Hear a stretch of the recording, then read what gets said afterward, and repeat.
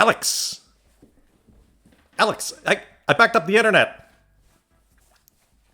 You're gonna need a hard drive! It's defragmented now!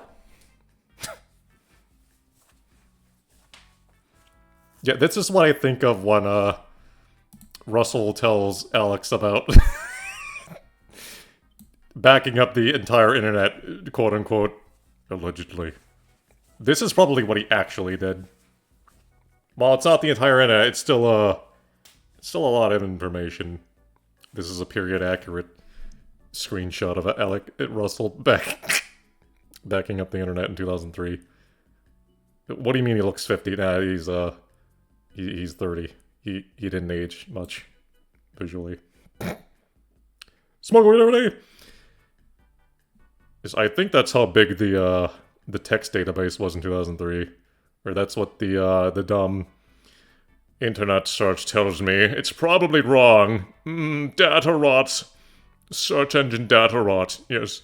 Entire internet donut touch, Russell. What do you think? Is that average hard drive space in 2003? 60 gig? ID. No, that's probably a... Does it say 60? Yeah, crust. I think the average was closer to 40, but... Or like 20 to 40. It's just, you can stare down here and, okay, at the top, that's Kiwix, that's 150 megs. That's the reader that... Well, it's not just a reader, you can also download files for offline use. That's what I did. You see, first I tried downloading the compressed Wikipedia text dump. It's compressed. It was like 24 gig, it was like, half the size. And, Kiwix couldn't read it, so I tried using another reader, and that didn't work either, so I'm like, oh, shit. Then I get Kiwix open, and it's like, oh, wait, you can download shit using this. Oh, this is much faster. Oh. Ow. No, it's not compressed, but, lots of a pain in the ass otherwise. So, yes, this is all Wikipedia's text spaghetti. No pictures. Version with pictures is like 110 gig. Yes. You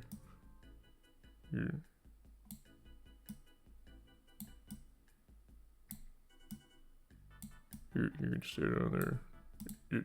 Okay. So here's Kiwix. It's not just a Wikipedia reader, it reads other wikis. And... Yes.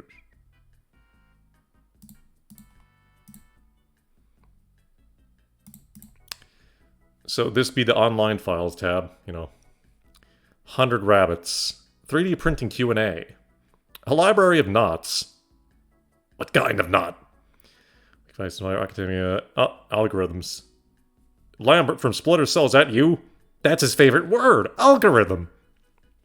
All TED videos, all the tropes, Alpine Linux Wiki, Amateur Radio Q&A, Android enthusiasts, anime and manga Q&A, Apache Pig Docs. Art of problem solving. Did TF2 Engineer make this wiki? I'm a problem solver. Use more gun. Astrodocs. Balatro wiki. Bebel docs. Best of Wikipedia. Bicycles. Biblical. Biology courses. Bitcoin, Blender Q&A, Blender, Studio Films, Boggle. That said Bowser Docs, Super Mario 65, bricks. We got them Adobe Brick House tutorial. Yes, hello. These house only cost $300 to make. The housing boomer industry does not want you to know. Yes. C++. Yeah, docs. Canadian prepper. Times 4.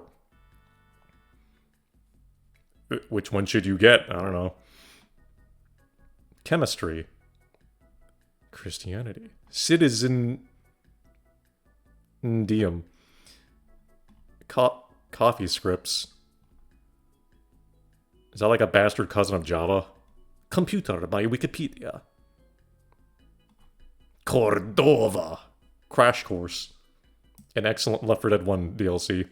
Game development Q&A. I wonder if there's like Unreal Engine shit on here. Sukabliat! Silent Hill 1. BTW, Silent Hill 1 PC port, quote unquote. Almost done. That'll probably be done by June. This year. Jizz maybe. Okay, so here's Wikipedia.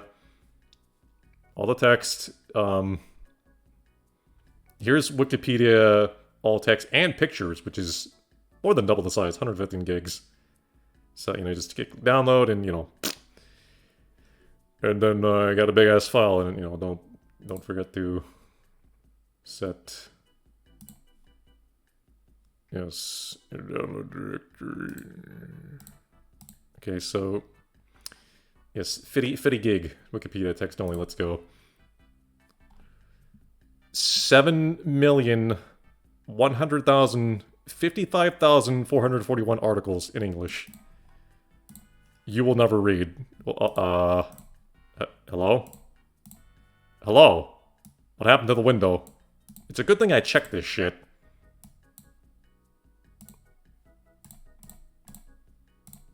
I think I had a strong. Hold on. The other Kiwix guy. The fuck?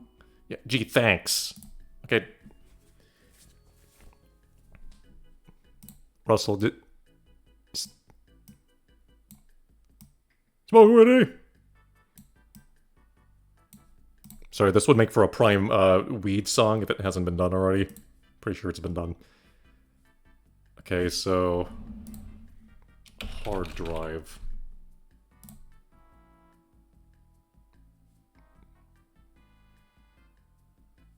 Hard disk drive, thanks.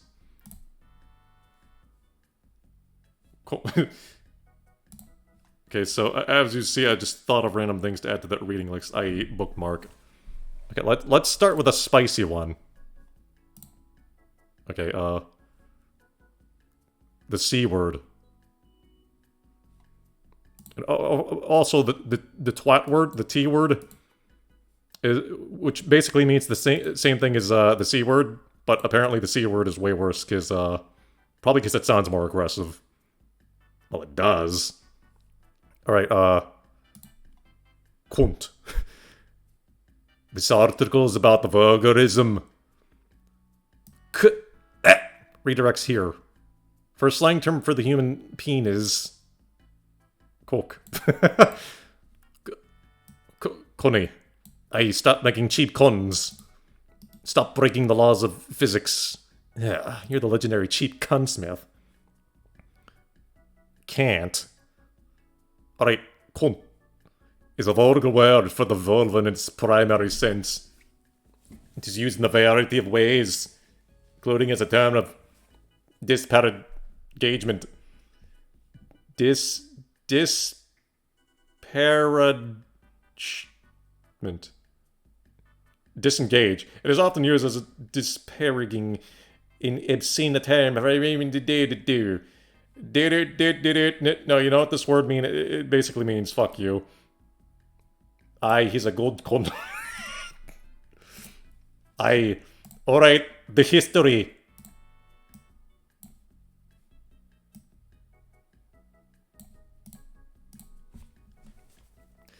The earliest known use of the word, according to the Oxford English Dictionary. I think the music died. Oh. No, it ended. Okay. Was it part of a place named Oxford Street called Grubkunt Lane? C. 1230. Now by the name of Grove Passage or Magpie Lane. Use of the word as a term of abuse is relatively recent. Dating from the late 19th century. The word was not considered vulgar in the Middle Ages, but became so during the 17th century. And it was omitted from dictionaries from the late 18th century until the 1960s. Etymology. The etymology of kump is a matter of debate, but most sources consider the word having derived from a Germanic word. Proto-Germanic koto stem kunton, which appeared as a kunta in Old Norse. Scholars are uncertain of the origin of the Proto-Germanic form itself. There are cognates in most Germanic languages, most of which also have the same meaning as the English kunt, such as the Swedish Furries in Neonitz kunta, worse Furries in Middle Low German kunte, another Low Middle German kute, Middle High German kotze, meaning prostitute. Modern German kot, Middle Dutch kunte, Modern Dutch kot, same meaning. And kunt, but ours in perhaps Old English kot. The etymology of the Proto-Germanic term is disputed. It may have arisen by Grimm's Law, operating in the Proto-Indo-European group Gen Gun, create, become, seen in gonads, Adrib, or the Proto-Indo-European root what was the Morrowind? Oh yeah, Enwa.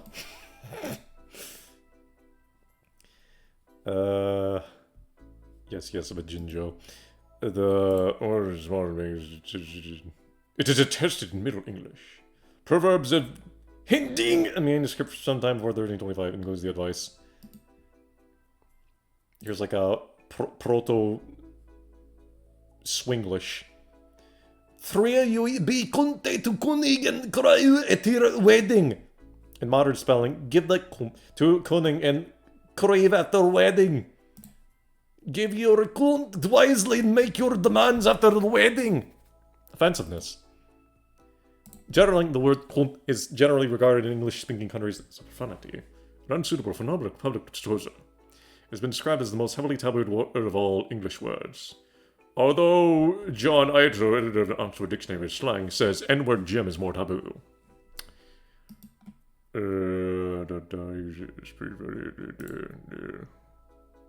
A nasty name for a nasty thing. Yes.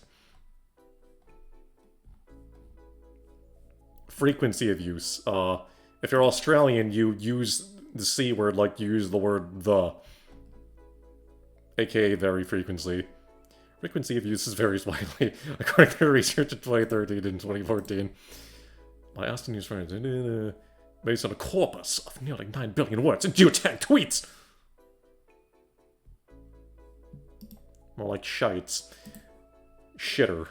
The word is most used... the word was most frequently used in United States. In the United States. In New England. USA and New England. Ooh, okay. What about Australia? Was least frequently used in the southeastern states. US or England? So Florida had no use C word much. In Maine, it was the most frequently used cuss word after asshole. Ass!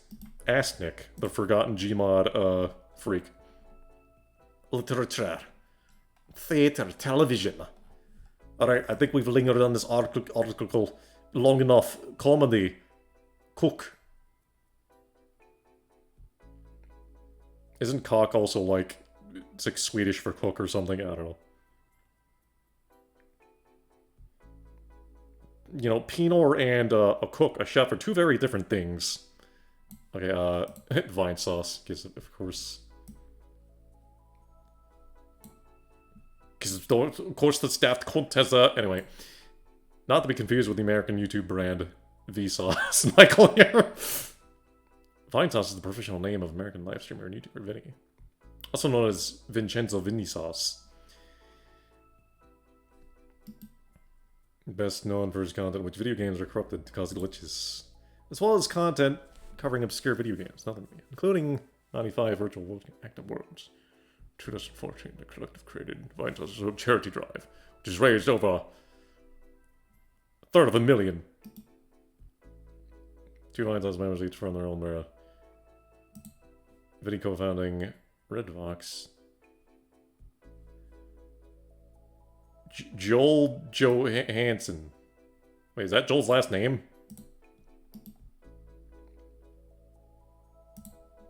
I thought Vinny and Joel, it was like cartoon character logic. Like they didn't actually have a last name. It's like Timmy's parents. They don't have names, period. Vinny, real name Vincent.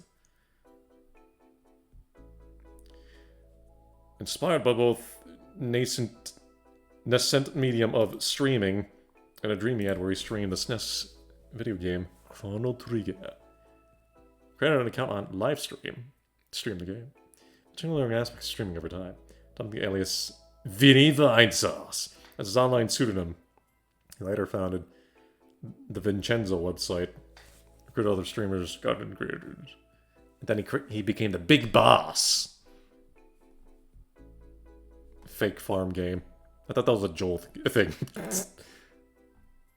Philanthropy, that's right, he's Batman. I'm Batman. A corrupt shit. I never use guns! Okay, next article. Random shit though I can think of, Breath of Fire 3. It's a role-playing video game developed by and published by Capcom. Originally for PlayStation console. It's part of the Breath of Fire series. It was released in Japan on September 11th, 1997, and in NA in Europe in 98. It is the first game in the franchise. That is a slightly unfortunate release date. I know it's before the actual thing, but... Did you know that Klonoa Empire of Dreams had an NA release date of... that date? First game to feature three-dimensional graphics and voice acting. Although most of the voice acting is basically, you know, grunts and other spaghetti. Barks in Japanese. In August 2005, the game was ported and released for the PSP. I have that version. In fact, it's one of the few UMDs I want to keep as like a souvenir. That and Crisis Core. Maybe try selling me all the other PSP games one day. Story takes place in a fantasy world where humans live alongside anthropomorphic creatures and settlers on Ryu, the last of the brood. Race of people who can transform into powerful dragons. As he searches for the world to uncover the mystery of his people and reunite with his surrogate family. Ryu's journey takes him into adulthood. It does the Ocarina of Time thing. Sort of. Where he is joined by a number of other characters who aid him in his quest. The game received mostly positive reviews upon release. Though the jazz-inspired soundtrack by composers Yoshino Aoki and Akira Kaito was widely derided as being both inappropriate to the atmosphere and unmemorable. Whoa! Critics generally remarked that Breath of Fire 3 lacks innovation. Lies. Okay, 1, it has the enemy skill system. 2, it has the look ahead feature. So, you know, you can look ahead without walking around as much. You can avoid some battles and... Oh, there's an item over there! In 3, it has the best dragon system in the series. Very complex, many dragon combos, many genes to be found. Hey Dreeb, I need you to transform into 5 guys, and then I need you 5 guys to transform into Dragon Dreeb. But it's highly engaging due to the craftsmanship and attention to detail in both story and gameplay. Go on to sell more than 600,000, 79,000 in Japan and the United States. 2016, Capcom announced Breath of Fire 3 would be re-released as a download for PSN.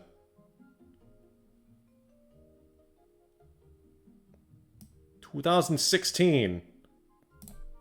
Quite the gap from the PSP release, good lord. Oh, too little too late. Traditional Breath of Fire 3 is a traditional console role-playing game. It requires the player to accomplish story-based objectives while battling enemy creatures in a number of fantasy environments. Presented from an overhead isometric viewpoint.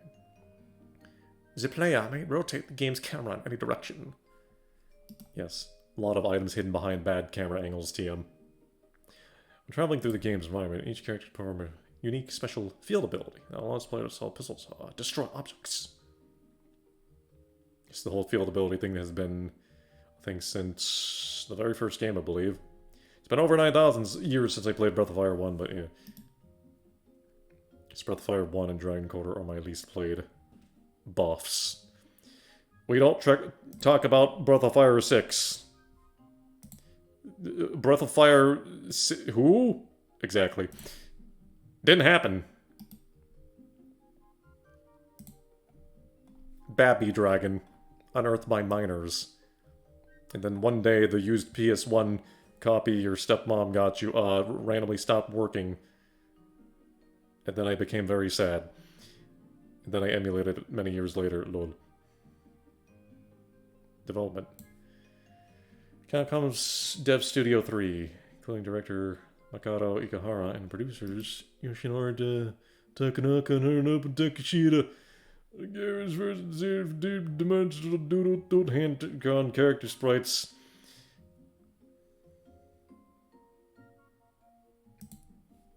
Appeared on a demo disc. Resident Evil 2. Neat. Yo, dog. Breath of Fire 3 and RE2 are my top 5.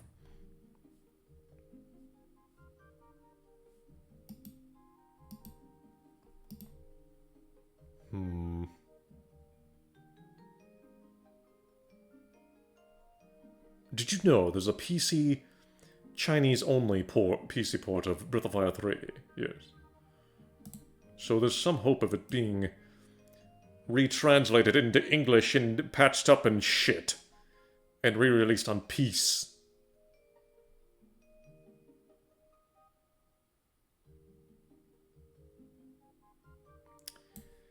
Yeah, this game really didn't sell terribly well, sadly. It's probably why the PSP version was never released in, well, you know, the physical UMD version. Never released in USA. US. Oh, hey, Resident Evil 2. They're like, nah, mate, it's fucking mental. It sold like shit in USA. Let's just release it in Europe and Japan, yeah. Resident Evil 2 is a 1998 survival horror video game developed and published by Capcom for the PS1. It's the second main installment in the series. Player controls rookie cop, Giga Chad Leon S. Kennedy, and college student Claire Redfield, who must escape Raccoon City after its citizens are transformed into zombies by biological weapons. 2 months after the events of the original game. Gameplay focuses on exploration, puzzles, and combat. The main difference from its predecessor are the branching paths. Each player character having unique storylines, partners, and obstacles. RE2 was produced by Resident Evil director Shinji Mikami, directed by Hideki Kamiya, which is like 60% of the reason my OG RE2 kicks so much ass. Developed by a team of approximately 50 people across 21 months. And, you know, meanwhile, Metroid Prime 4 has like 1,000 fucking people, and, you know. The initial version, commonly known as Resident Evil 0.5, was kind of a shit show. Lol. And then Hideki Kamiya was like, fucking restart! Restart! Restart development, this is shit though. Too bad they didn't do the same thing for DMC2, then again we wouldn't have had the glorious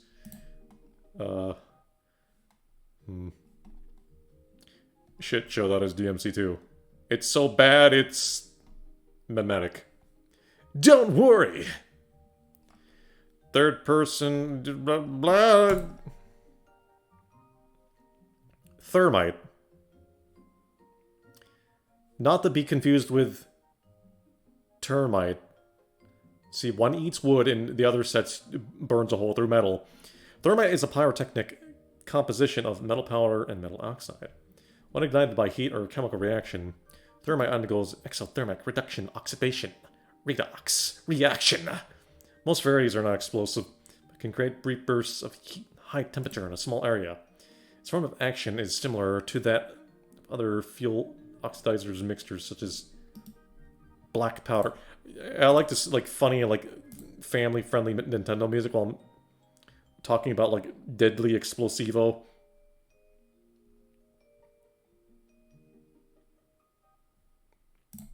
The homebrew channel.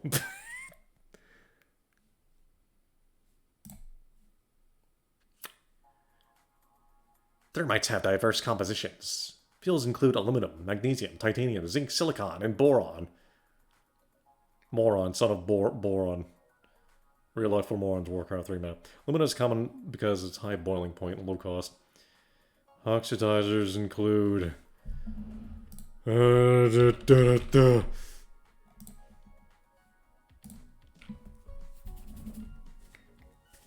was reading this earlier and I forgot. Anyway. Sparklers is a type of handheld firework that burns slowly while emitting bright colored sparks. Burns at a high temperature, over 1000 Celsius. Very dangerous. Sparklers are particularly popular with children. Guy Fawkes Knight.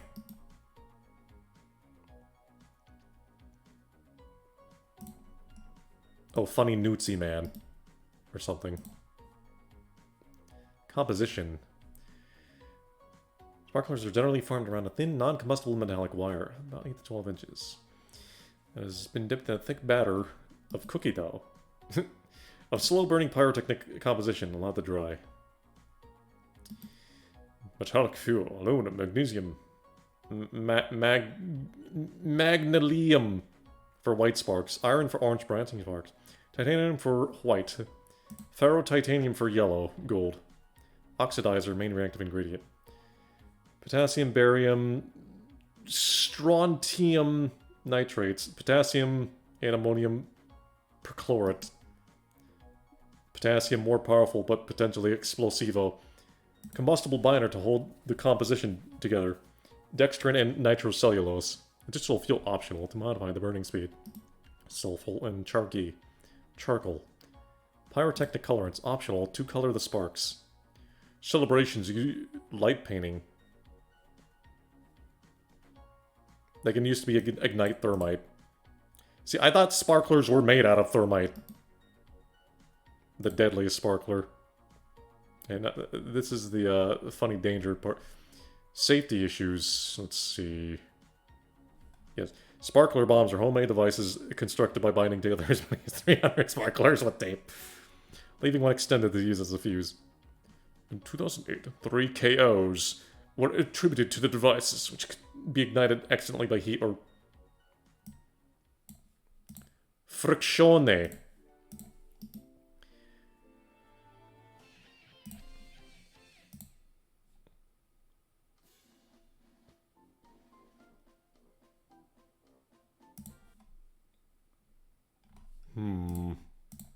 Okay, I think that's enough spaghetti.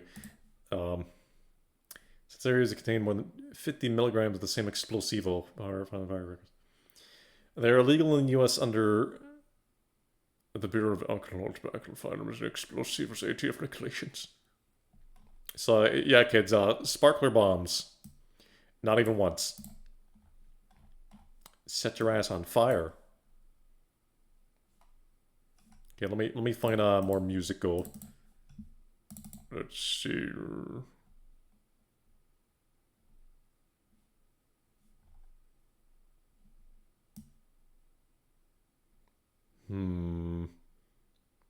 What should the play?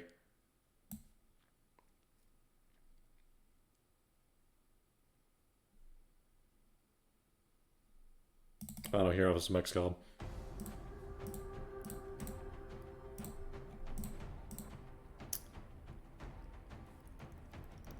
Okay, next. Orticle. Alyx! Money.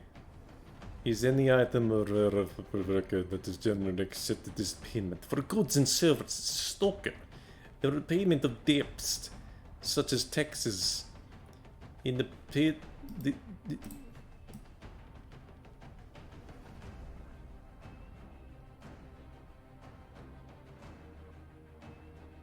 I'm sorry. XCOM Johnson. You need more credits to construct the funny plasma pistol.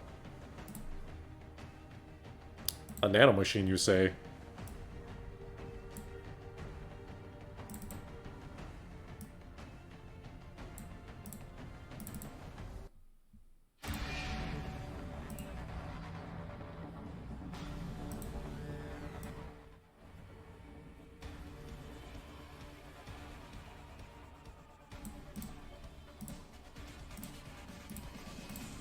Nanomachine, son.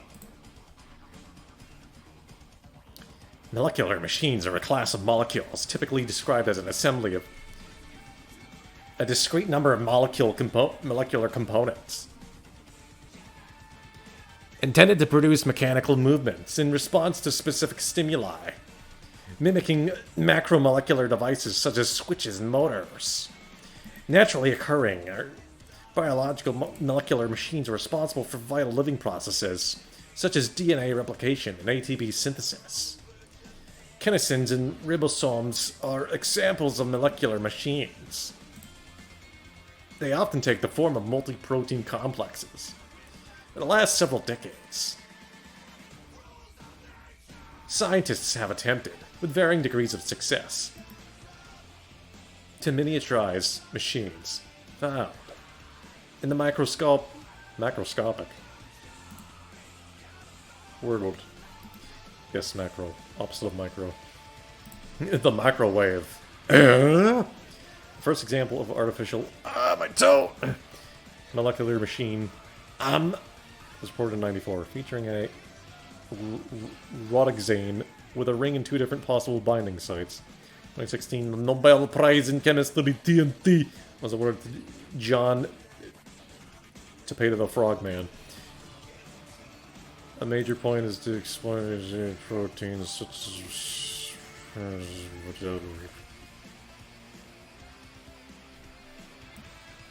Okay, listen, get back to me when that shit can instantly, like, regenerate my severed arm, TM.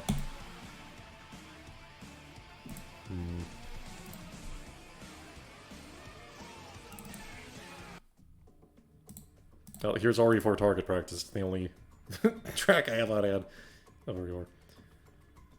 Suplex is an offensive move used in sport wrestling, as well as in amateur wrestling and professional wrestling. It is a throw that involves lifting the components and bridging or rolling to slam them on their backs. Or in RE4's case, their head.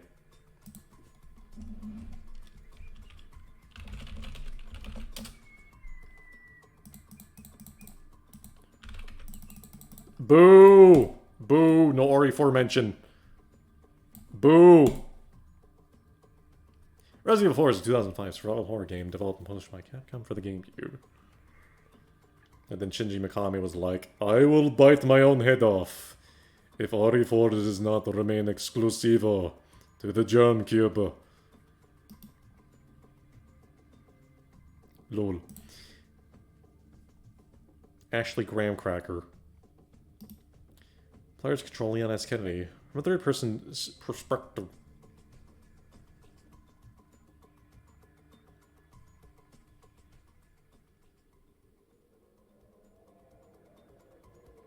Development. 99. Producer Mikami said Resident Evil sequels in development for PS2. RE4 went a lengthy development, during which at least four versions were discarded, and at least one of those were DNC1. First was directed by Kamiya around the turn of the millennium. RE2 writer Sugimura created a story based on Kamiya's idea to make a cool and stylish, don't worry, action game. The story was based on unraveling the mystery surrounding the body of the protagonist, Tony, Resident Evil Tony, an invincible man with skills and an intellect exceeding that of normal people, with his superhuman abilities explained with biotechnology.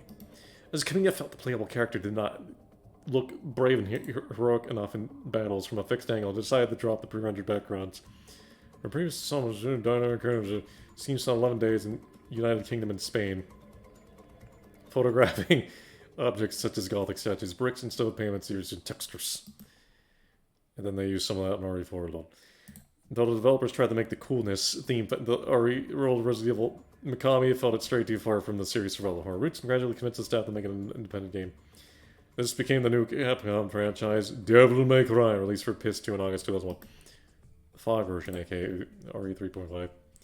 Development on RE4 started at the end of 2001. First announcement was made in 2002. Developers, one of 5 games. The Capcom 5.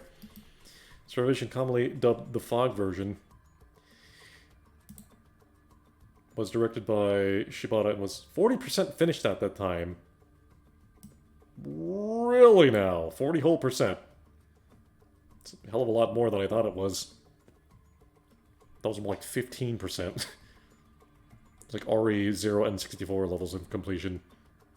New game saw Leon struggling to survive. Having infiltrated Umbrella's castle like main headquarters located in Europe. Future traditional zombies. Yes, but we didn't see that in the like E3 demo. We just saw, like, you know, ghosts! Virus hallucinations. And of course, the news story, which is, again, written by Sugimura's scenario creation company, Flagship. Link became infected with the progenitor virus and possessed a hidden power in his left hand. Whoa! Zawarudo. Can he cast Kamehameha out of it? The producer of the final version also pointed out that Ashley did not appear back then, though there was a different girl who was never revealed to the public. The game was to feature some first-person elements. Interesting.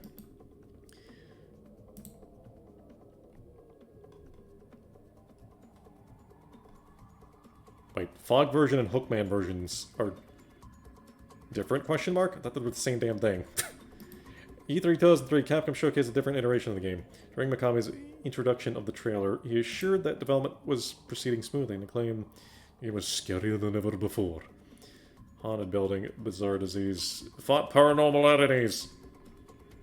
See, what they need to do is actually make the Resident Evil 3.5, combine the Fog and the Hookman versions, so, you know, you'll be fighting, like, real, actual enemies, like, you know, like zombies and BOWs. And then you will also be fighting / running from, you know, hallucinations. Ghosts! Ghost or hallucination, question mark.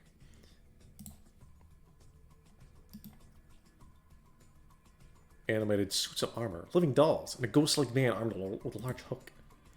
The game had another worldly feel to it, containing enemy elements like flashback and hallucinations, are marked by a bluish tint and a shaking camera. It also displayed various gameplay mechanics that carried over to the final release, like the over-the-shoulder camera and a laser sight for aiming in battles and quick-time events.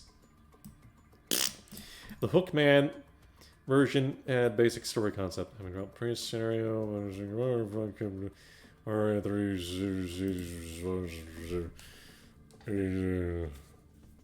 lost souls when the main character's on the riders of the building with the killer others. Turned to Hookman. Version scrapped.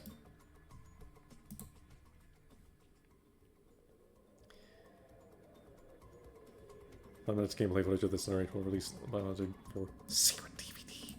Japanese per bonus skill and final version, blah blah blah. Everybody knows the rules. Ports. Initial PC port was kind of. Though this is meta. Kiwix. Lol. It's a free and open source offline web browser created by that guy and that guy in 2007. That'll It's first launched to enable offline access to Wikipedia, but it's since expanded to include other projects from the Wikimedia Foundation, public domain texts from Project Gutenberg, many of the Stack Exchange sites, and many other resources. Available in more than 100 languages, Kiwix has been included in several high-profile projects, from smuggling operations in North Korea, fuck yeah, dude, to Google Impact Challenges recipient Les Terrible in Fonts. Book edition. Oh, I should probably get new music. Let's see, what's bird music? Bird music. Bird music is silly, right? So, here. Breath of Fire 2 Hide and Seek. Close enough. Founder Emmanuel sees Wikipedia as a common good, saying the contents of Wikipedia should be available for everyone, even without internet access. This is why I launched the Kiwix project. Thanks, mate. Thanks, lads.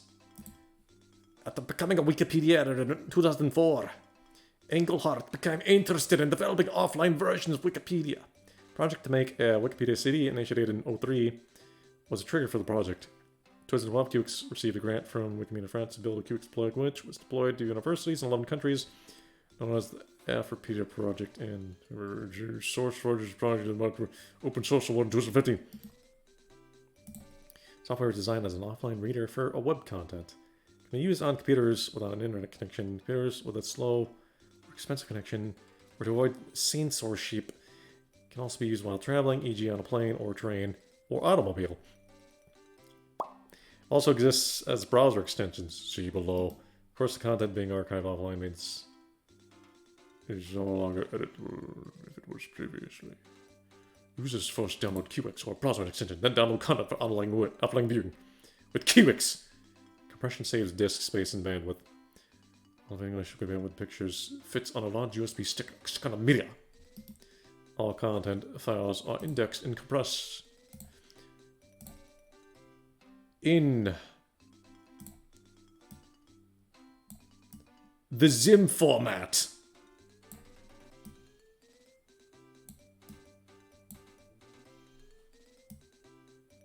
Get down there.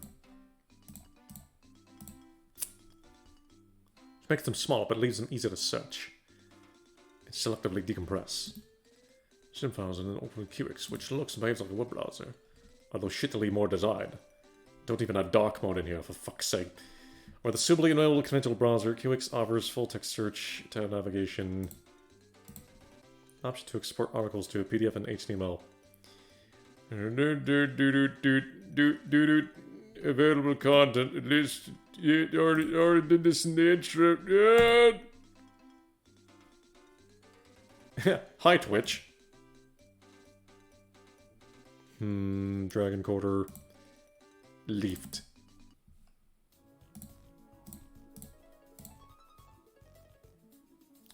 The Dragon Quarter's lift goes well with hallway traversal.mp4. Twitch is an American video live streaming service popular in video games. And here's it also did real life streams. Twitch is operated by Twitch.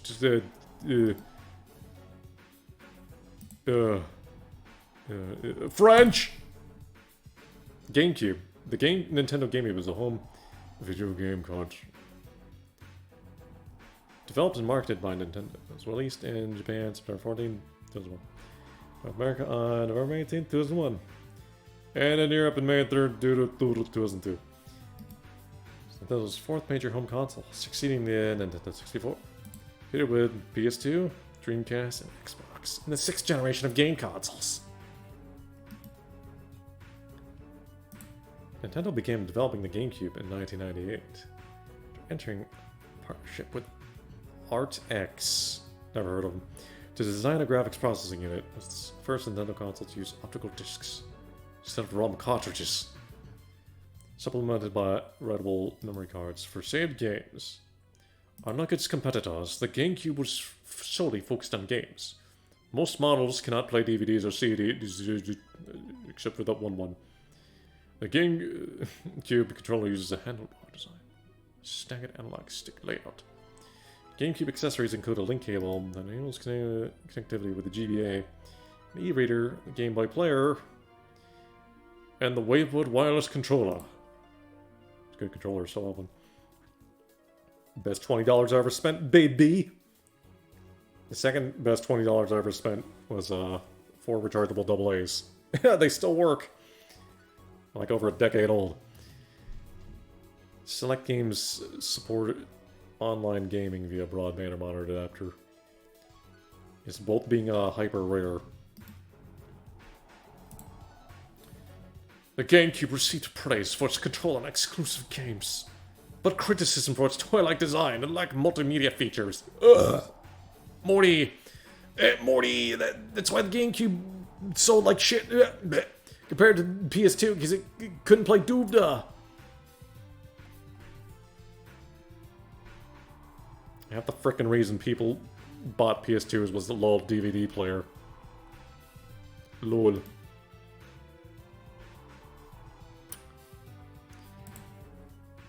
The Gamecube's library includes critically acclaimed games such as Smash Melee, Eternal Darkness, Metroid Prime, Wind Waker, Thousand Year Door, and Resident Evil 4.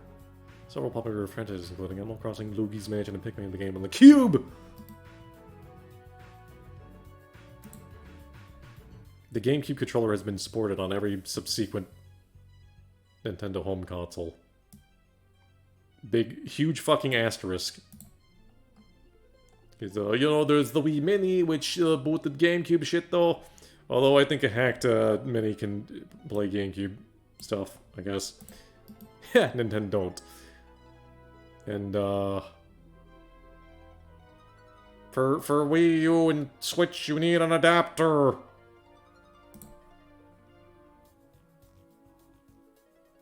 SGI. Gecko. GameCube was a powerful fecker.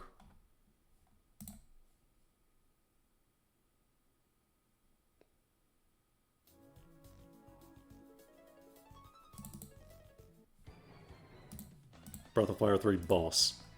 Yeah, boss. Super Nintendo Entertainment System.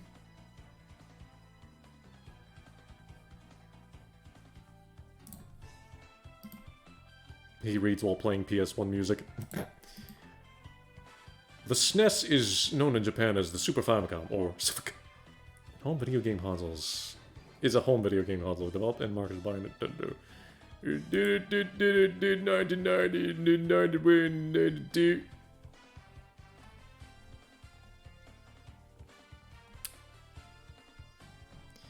Watch. Designed by Masayuki Imura, the designer of the original Famicom.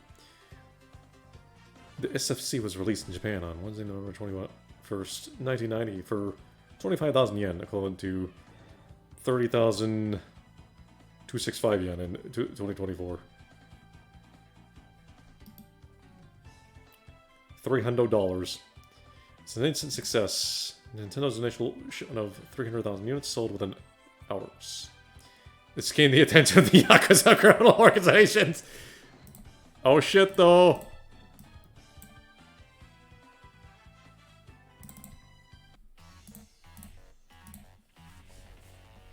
This gained the attention of the Yakuza criminal organizations. So the devices were shipped at night to avoid robbery. With the Super Famicom quickly outselling its rivals, Nintendo reasserted itself as the leader of the Japanese console market. Nintendo's success was partially due to retention. Most of its key third-party developers can Konami, Tecmo, Square, Enix. No raised the Super Nintendo Entertainment System. The designs doodle over America for $200. Gone to 470 in 2025. Yes, lol. And shipping with limited quantity.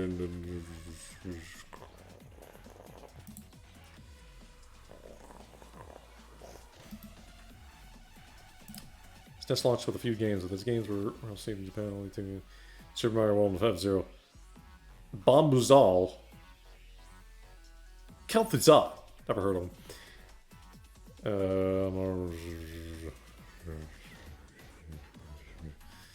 Console Wars. Genesis, what Nintendo Genesis? The rivalry between Nintendo and Sega was described as one of the most notable console wars in video game history, in which Sega positioned the Genesis as the cool console. The games aimed at older audiences, and aggressive advertisement that occasionally... occasionally. Attack the competition. Nintendo scored an early opponent, scoring the first Street Fighter 2. Took more than Genesis.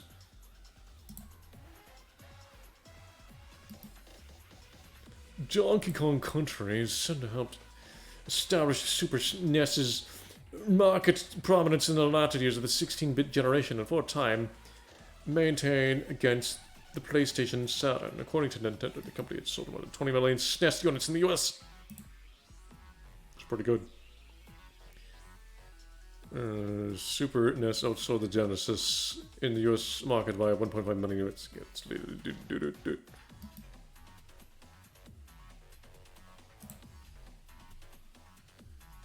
Technical specifications. Hardware.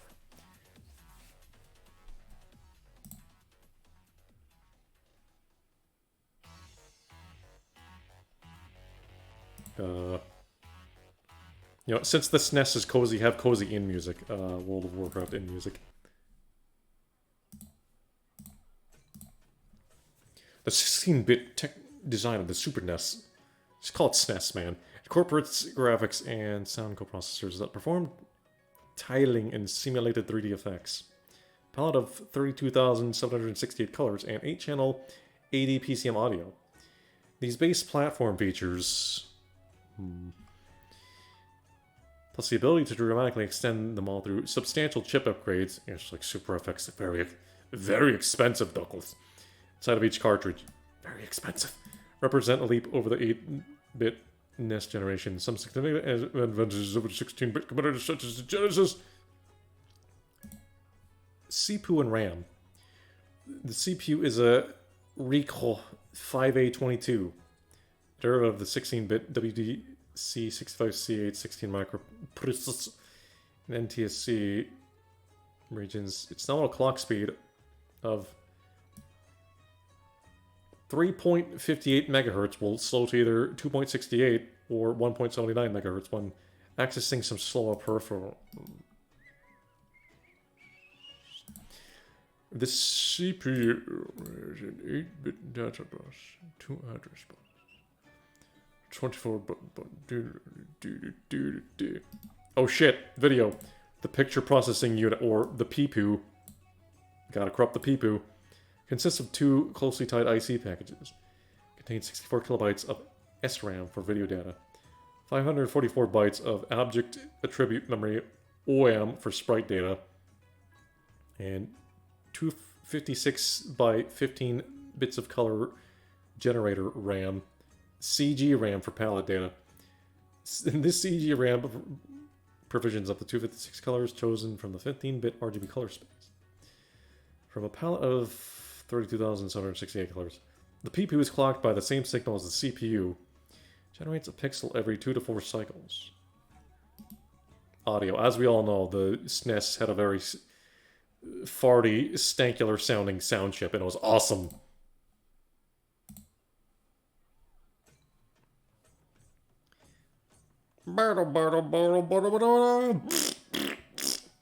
The best farts. Text only. Yellowing. The nerds like, why does everyone piss on their Super Nintendos?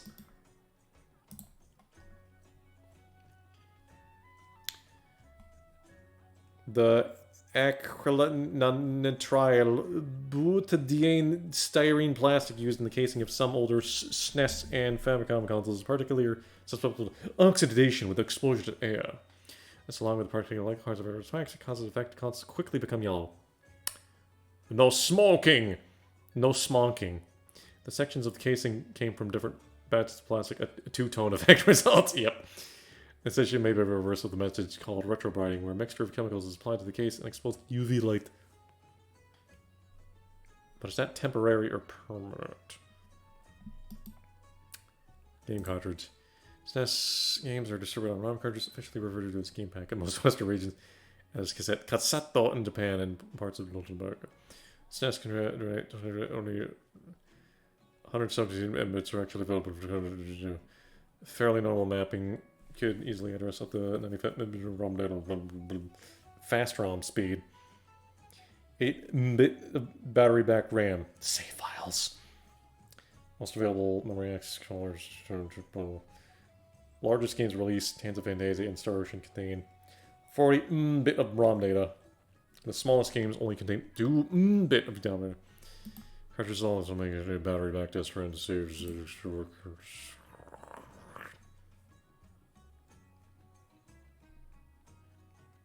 Games. Notable games include Super Mario World, Zelda: Link to the Past, Final Fantasy VI, Donkey Kong Country, Earthbound, Super Metroid, Chrono Trigger, Yoshi's Island. So many good games. Enhancement chips. Very expensive. Super fix. Okay, Oi. Oi, twat. Turok 2 Portabilia. And I'm just selecting music randomly in my folder. Remember, this means roughly the same thing as, C word. Oi, twat is an English language vulgarism, which means the Virginjo is derogatory.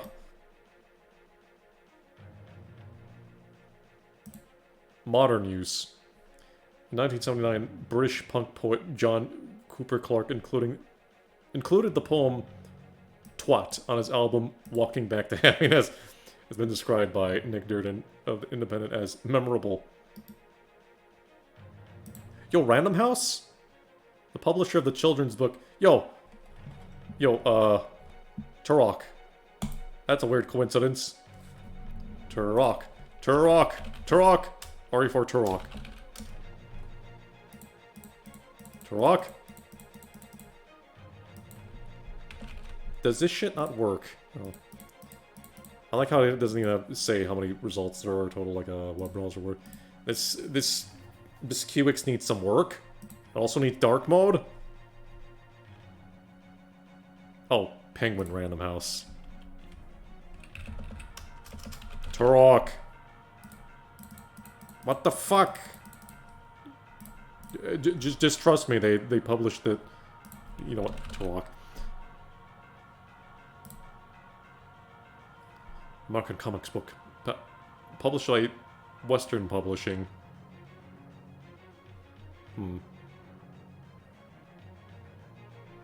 That was Random House. What the fuck? The original comic titled Turok Son of Stone was illustrated by Rex Maxon. Pussy Destroyer name. The writer-creator credit for the characters of Turok and Andar is disputed, including the citing Gaylord Dubois and Paulus Newman as the feature's earliest writer. Acclaim Comics. Dark Horse Comics.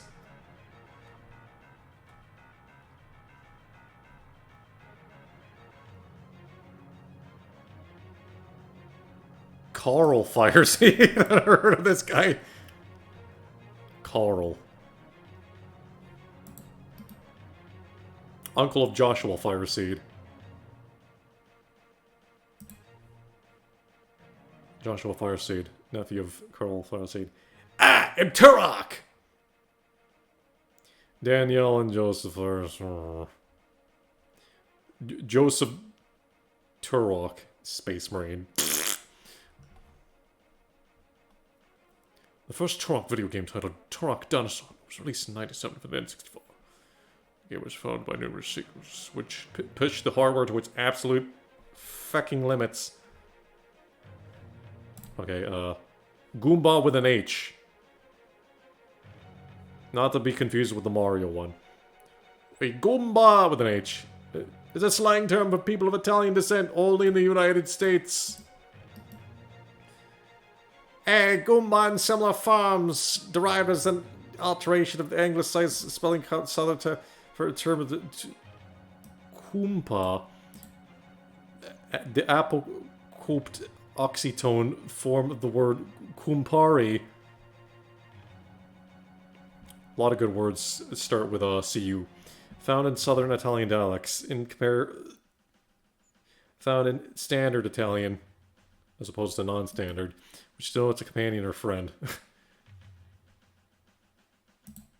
Is therefore commonly used as a term of endearment, roughly equivalent to friend, brother, or comrade on close friends or associates, generally males. Hey, brah. Certain parts of southern Italy, including Campania and Sicily, word becomes compa or compori in companion. The regional southern languages gain the less innocuous meaning in certain criminal contexts, signifying accomplice, cohort, fellow criminal, or partner in crime. Hey, goons! It's the bat. Get him. Though it's still mostly used among non-criminal Southern Italian males, harmless editors of affection. Compare Campare in the Southern Italian Goomba and Campari ultimate derived from the medieval Latin compator, meaning cousin, later godfather. Social connotations. Arrival of Southern Italian immigrants in America. Lol, New York. Unork. The greeting used among Southern Italian males, Goomba, became anglicized as Goomba or Goomba and spread among non-Italian Americans as a derogation, often implying its subject was involved in some degree with criminality or have connection to the mafia. Tommy. Especially in Italian Americans, like Goomba is a term for companion or associate, especially friend, acts as a patron or advisor. When used by non-Italians to refer to Italians, Goomba is a derogatory thug, a mafioso. It's Payne, whack him! Ah! You know what? Whoa! UI spaghetti.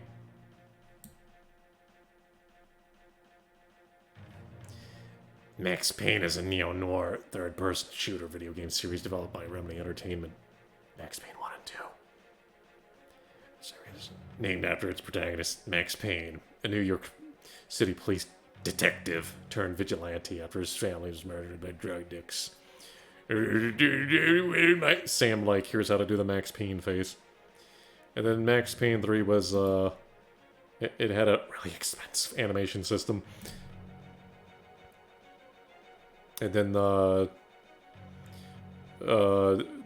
remake will require a fucking NASA supercomputer to run if Alan Wake 2 is any indication. God, Remedy, optimize your shit. Goomba without an H. Known in Japan as Kuribo, and originally Little Goomba, or fictional species of enemy of Nintendo's Mario's franchise. Wahoo.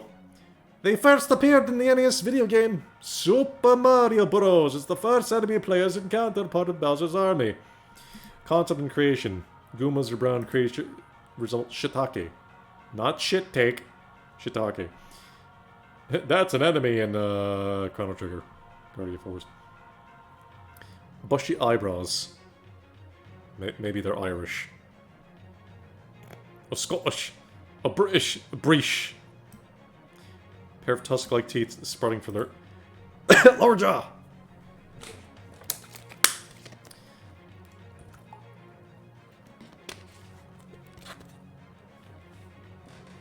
They have no arms. So they cannot jag off. Oi, jag off. And in their debut game, SMB1. They're the last enemy added after playtesters. Oh, you don't say. Say that the Koopa Troop enemy was too difficult. By too difficult, I mean too tricky. Because the shell will ricochet and bite you in the ass. And then the dick clams in SMB3. Schnip schnop! That's why I call the Zen clams from Half-Life Alyx dick clams, because they're basically the same thing. Schnip schnop! Oh! They're gonna bite your weenus off, or they're gonna bite your fingers off. I should probably get new music.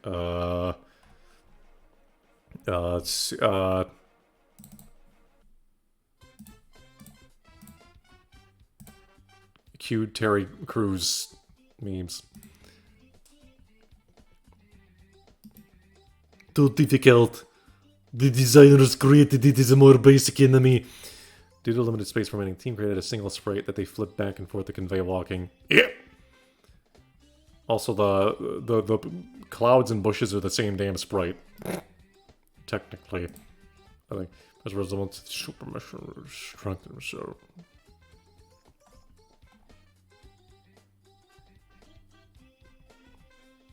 Reception. The Goomba became an icon of the Mario series. both on its appearance and the concept of stopping on the mouth and references what the kill. Its IGN editor, that guy, described the Goomba as a household name, along with Koopa and King Koopa. A video game musician reviewer, that guy, commented that many new converts gaming have never even made a Super Mario Smoosh a Goomba. I think this guy has brain damage. And a criticism of Video Game Story. That place, editor, that guy, referenced Goombas being mushrooms.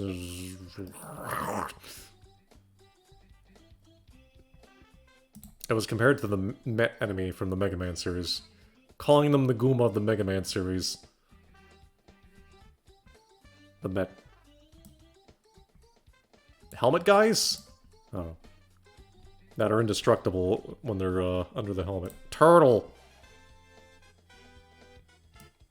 Wikipedia is a free online encyclopedia written and maintained by a community of volunteers known as Wikipedians. Not to be confused with the Darwinians. I don't know if we can't write with the Wiki software. In the Wiki software, make it funded by Jimmy Williams in 2001. Wikipedia is hosted Susan American non-profit donation. America! Wikipedia exists in over 340 languages and is one of the world's most visited websites.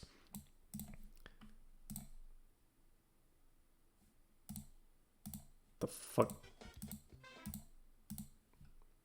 Why does this have like 30 seconds of silence? That's weird. Super Metroid Escape.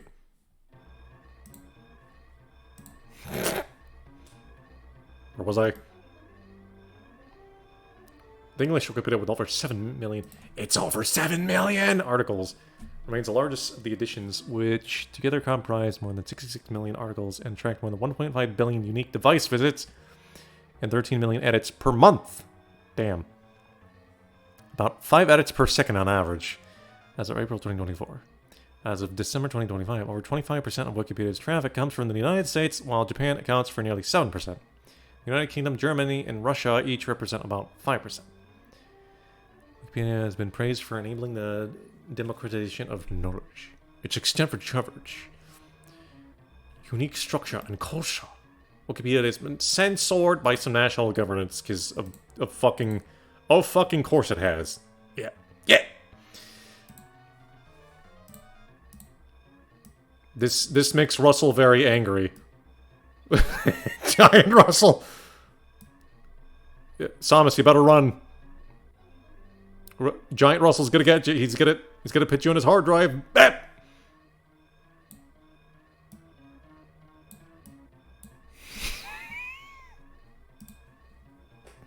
Dumb bit. Ranging from specific pages to the entire site. Sometimes due to its criticism, the lol. Although Wikipedia's volunteer editors have written extensively on a certain television culture, systematic bias.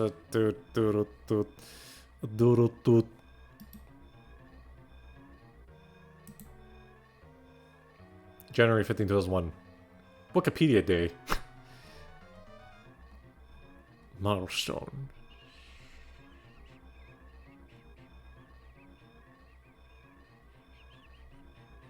Restrictions. This is a Shepherd. This is a restricted area. Get the fuck out of here. Physics. Physics is the scientific study of matter. Its fundamental constitutes its motion behavior through space and time, its related entities of energy and force. It is one of the most fundamental...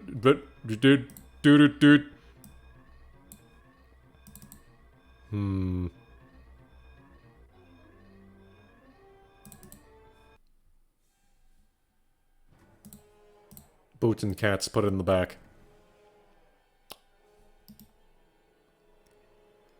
It is one of the most fundamental scientific disciplines. A scientist who specializes in the field of physics is called a physicist. No! Dog! Stop! Walk! Half-Life 1 scientists go walk, just like Final Fantasy VII chocobos and only Final Fantasy chocobos. Every other chocobo goes queh. 7 ones go walk. Physics is one of the oldest academic disciplines. Over much of the past 2 millennia, physics, chemistry, biology, and certain branches of mathematics were part of natural philosophy. But during the scientific revolution of the 17th century, these natural sciences branched into separate research endeavors.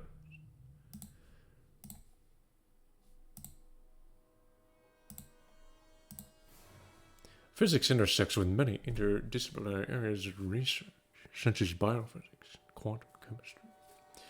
And the boundary of physics is not rigidly defined. Boundaries of physics. It's like, remind me of that multiply a weapon stats by 10. The, frying pan. You know, bypasses the theoretical limit for atmospheric sounds and, you know, blows the player's speakers out. The one that got hit. Spang! Their speakers just blow up. Turn your speakers down or I will destroy them for you with a frying pan. Multiplied by 10. New ideas in physics often explain the fundamental mechanisms studied by other scientists and suggest new avenues. Research in these and other academic disciplines such as mathematics and philosophy. Advances in physics often enable new technologies.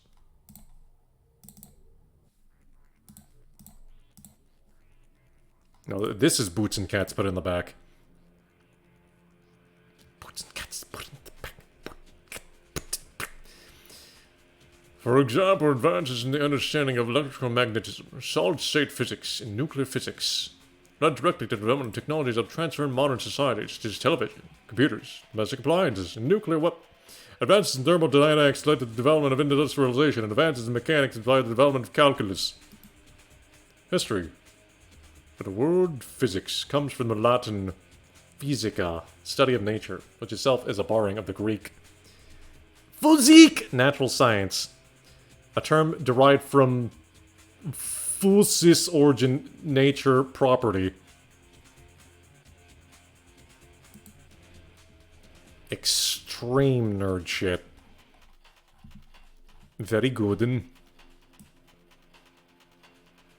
nuclear and particle physics, atomic molecular and optical physics, condensed matter physics, astrophysics, applied physics.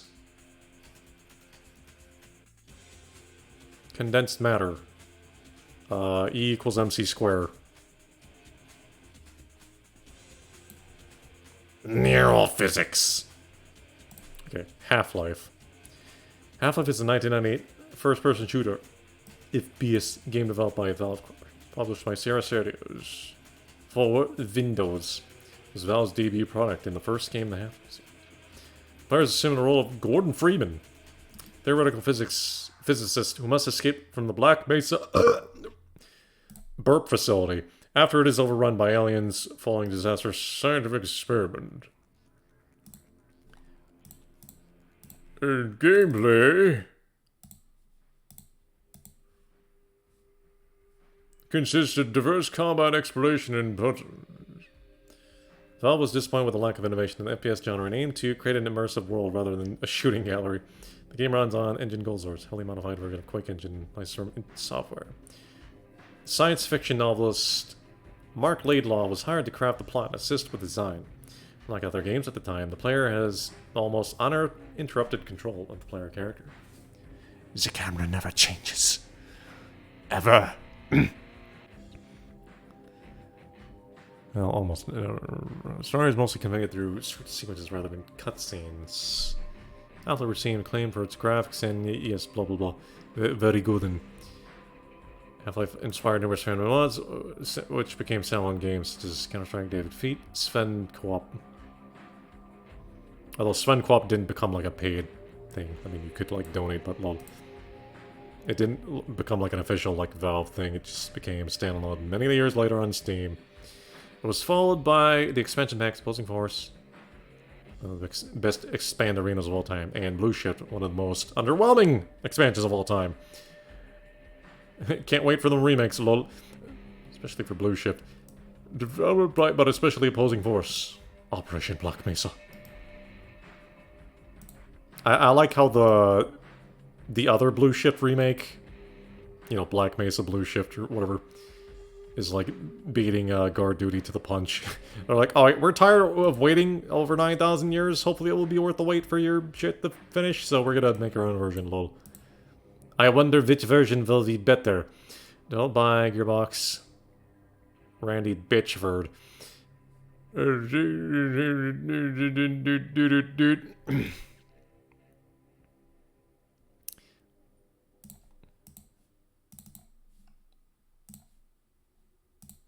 Plot. At the underground Black Mesa Research Facility, the theoretical physicist Gordon Freeman participates in an experiment on a crystal of unknown geo origin. This triggers a resonance cascade, which greatly damages the facility and teleports in hostile alien creatures. Venturing to the surface, Freeman discovers the American military, "My ass is heavy!" has been dispatched to cover up the incident. A government cover-up? That guy was just about to tell me about the government cover-up. Now we gotta redo the instance. These Voltigor bosses didn't drop anything. Makes way to laminate complex. Freeman kills a giant creature inside a rocket engine. Test facility. That's the green tentacles. Tentacles.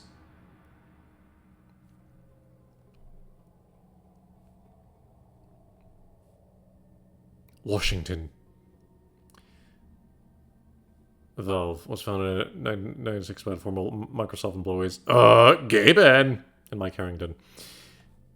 And then, eventually, Vivendi almost, you know, fucked them in the ass, no lube. With their, encrypted legalese bullshit. And then, you know, Valve had their random, Korean guy on staff, and he read the nonsense, and the Korean guy was like, hey, I can read this bullshit, and then he's like sweating profusely, like, oh shit. And then, you know, Vivendi ate some shit. And then Valve was fined. Joey's Gate. Biological half-life. Biological half-life.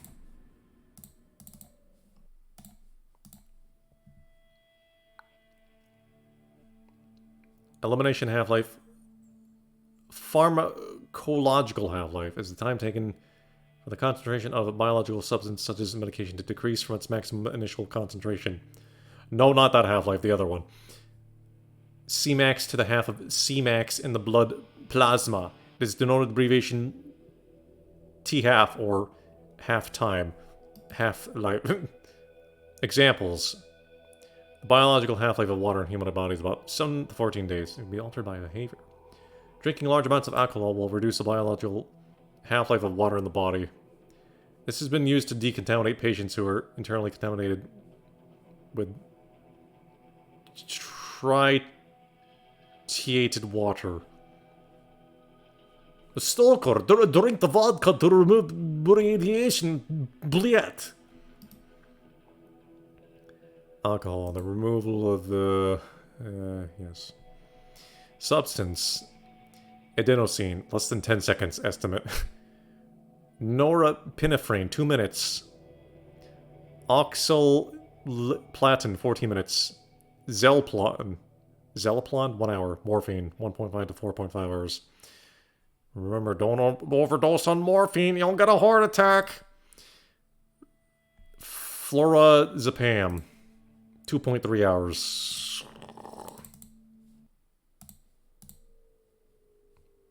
Active metabolite. And desylflorazepam. Diazepam. 47 to 100 hours. Methotrexate. 3 to 10 hours. Lower doses 8 to 15. Higher doses. Methadone. Methadone. Fragile. 15 to 72 hours. In rare cases up to 8 days. Oh, diazepam. Yeah, Metal Gear. 20 to 50 hours. Really? Is that how long it takes? And why does it only last 5 seconds in my game? Metal Gear Solid. Solid stank. Active metabolite. Nord Zapam. It's the Swedish version. Swinglish, 30 to 200 hours.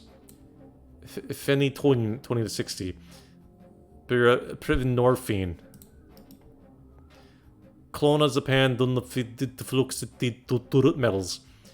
Biological half-life of caesium in humans is between 1 and 4 months.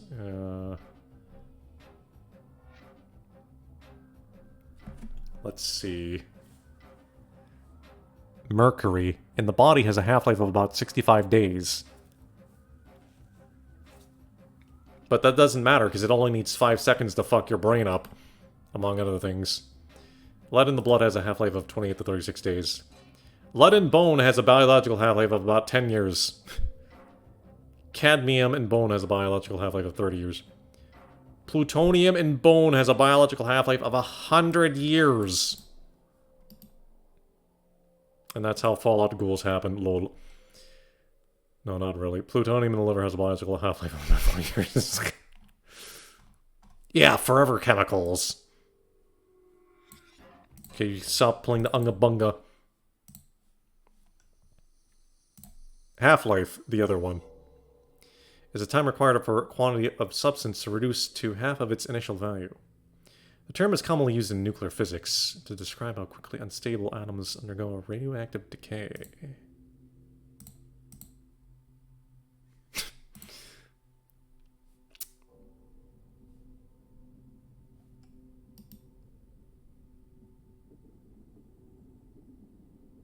Or how long stable atoms survive.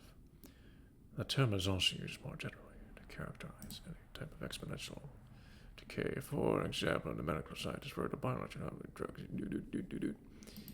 The original term half-life period, dating to Ernest Rutherford's discovery of the principle in 1907, was shortened to half-life in the early 1950s. Rutherford applied the principle of radioactive elements half-life in studies of age determination of rocks by measuring the decay of period of radium to lead-206. Half-life is constant over the lifetime of an exponential decaying quantity. It is a characteristic unit for the exponential decay equation.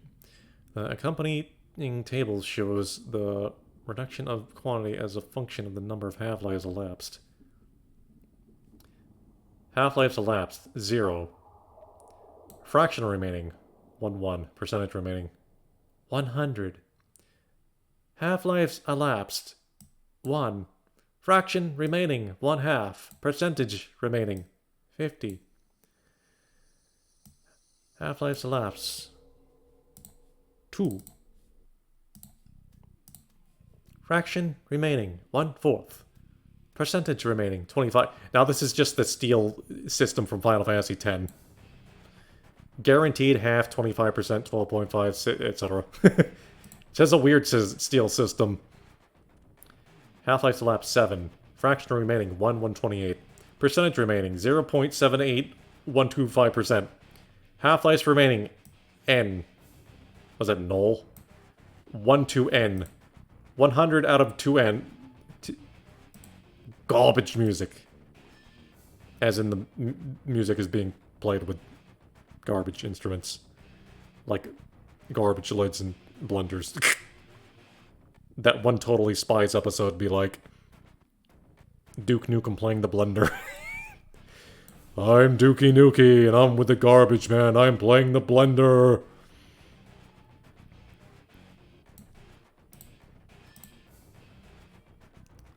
First order kinetics. Non-exponential. Vinesauce. Halftime. Zawarudo? Half-time is the time taken by quantity to reach 1/2 of its extremal value, where the rate of change is proportional to the difference between the present value and the external value. It is not as with half-life. It's just in slightly different contexts.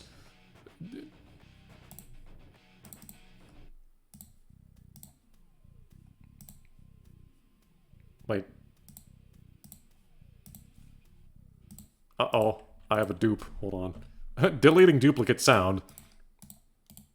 Track. Half-Life 08 dot MP4. Okay, 9.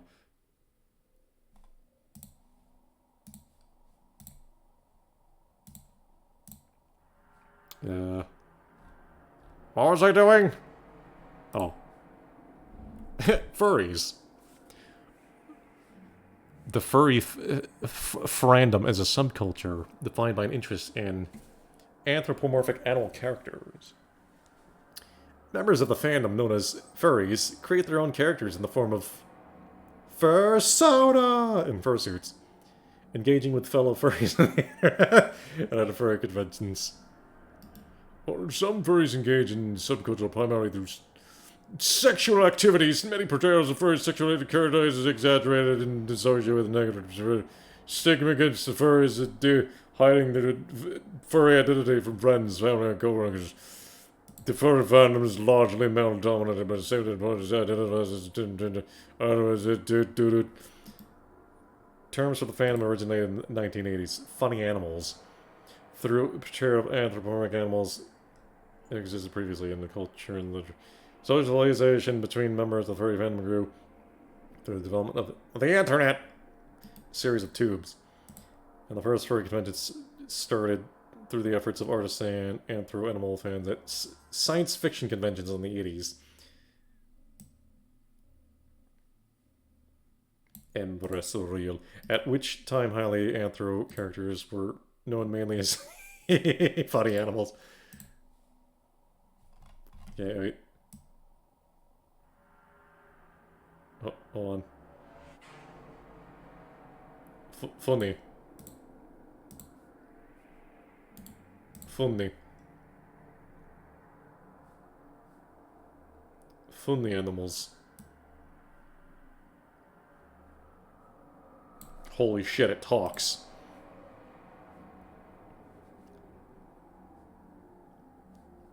Definition. The members of the furry fandom are generally described as some examples of anthro attributes include exhibiting human emotions, speaking and wearing clothes. The term itself is defined as attributing human characteristics to non-humans.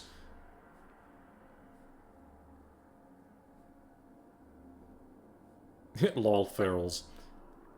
History. The first works uniquely associated with the furry fandom were created in 1976, when cartoonists Ken Fletcher and Reed Waller created amateur press associated Vooty!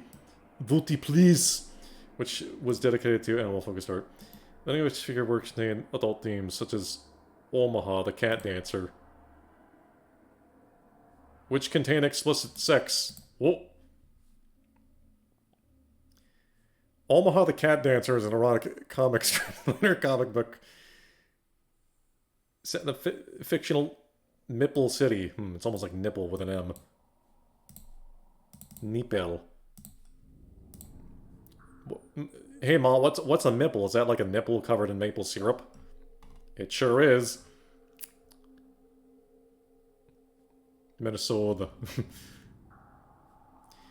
Universe popular by anthro-animal characters. Strip is super focusing on Omaha, a feline exotic dancer and her lover, Chuck Norris, the son of a business tycoon.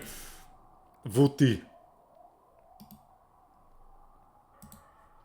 Okay, get to the part where she comes all over the stage. All over the floor, Luigi. I'm the sex cat. I come garbage. Might want to look that Omaha cat dancer up later.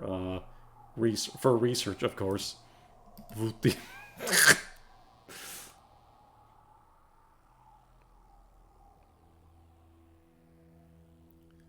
According to a fandom historian editor, Roar Brazel, Fred patented the concept of furry originally at science fiction convention in 1980. When a character drawing from Steve Galacci's Albedo Anthropomorphics started a discussion of anthro characters in science fiction novels. Space furries!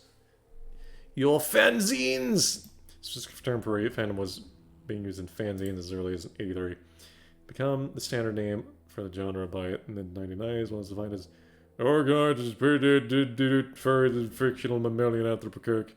Part of this point, these anthro animals were generally referred to as thin animals. Thinly. Freeman's Mine, episode 350. Referred to as funny animals, a term used in comics since at least the 1870s. Damn. Funny animals are very old. Internet news group discussion in the 90s created some separation between fans of funny animal characters and furry accounts. Meant to avoid the baggage associated with the term furs. Some furs material Egypt, lol. Them jackal boys and cat girls. Fictional works such as Kimba the White Lion. Proto-Lion King. Released in 65 for Amazon. Watership Down, published in 1970. Turn Robin Hood. Maid Marian.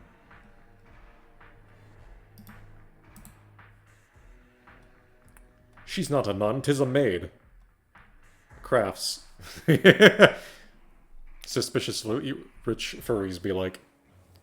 Fans with craft skills create plush toys and also build elaborate costumes called fursuits, which will run to upwards of over $9,000.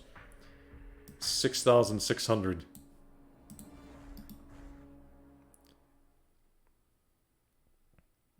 A full suit. Full fursuit. Okay, for that money, I'd rather own some, like, bulletproof shit, though. Nuclear Kevlar. I'm Batman! Role-playing. Persona.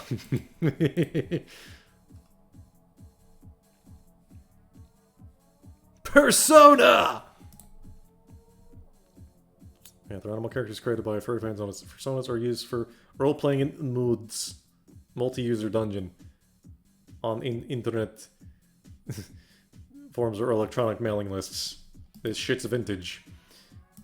Variety of species are employed as the basis of personas other than many furry fans. Choose to identify themselves with carnivores. Longest running online furry muck. Established in the 90s. Another popular Furcadia is long running massively continues updated 96 to 2016. What happened in 2016? Did the furry singularity happen in 2016? Conventions. Somehow less sweaty and smelly than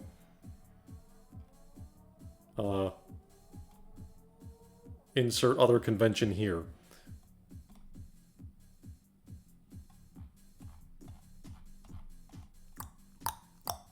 Sexuality. See also Yif. Yif is a slang term used in the furry fandom to Smex. Plushie fetish. Cartoon zonography. R34. According to 4 different surveys, 14 to 25% of fandom members report that much report that, and that one that. 3 to 8% are Zalians. Approximately half the respondents reported being in a relationship with include your for cyber sex. The term if is sometimes used to indicate sexual activity to cyber smex. Offline. One survey with 4,300 furry respondents, 37% answer that sexual attraction is important, and the furry activities, 38% were emblem. 24% lied through their teeth, said, lol, not interested, bro. No. In an early online survey, 30% responded they have a significant sexual interest in furry. 46% stated they have a minor interest in smex. You got the suit.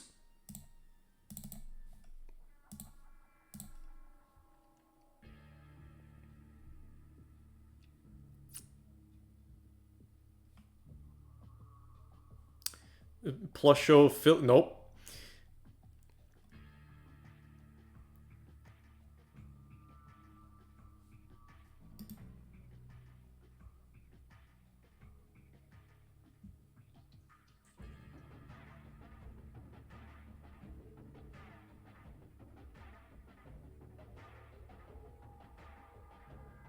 Zoo. Media coverage.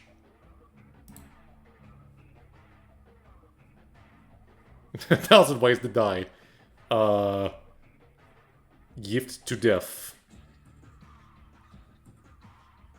No, deaf, not death. Just like, you know, combed out his ears and he couldn't hear anymore. Yes, all these trash TV studios are like, they're... Furries are weird.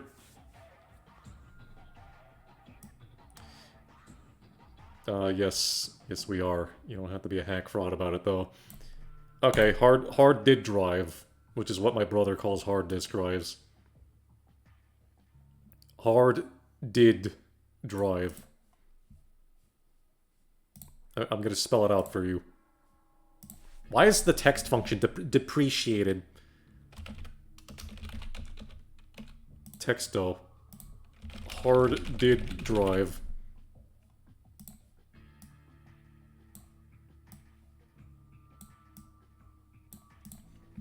That's what my brother Brian calls them. Hard did drive. A hard disk drive. Hood! Not to be confused with high definition, you fucking idiots. Is an electromechanical computer data storage, and it has a bazillion tiny aluminum fluxes that are very sensitive to magnetism, which is why you do not get a rare earth magnet and, you know, rustle the hard drive's jimmies.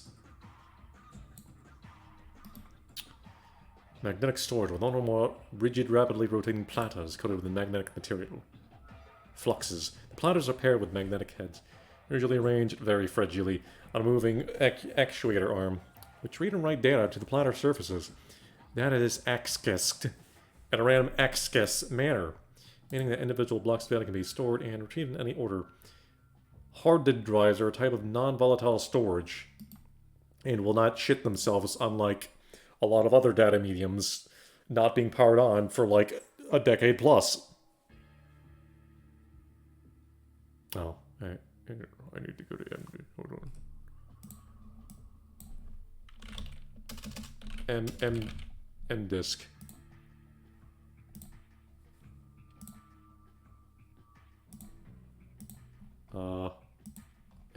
Add to favorite. Why does this not work? It didn't. What was working? Okay, come back to that in a minute.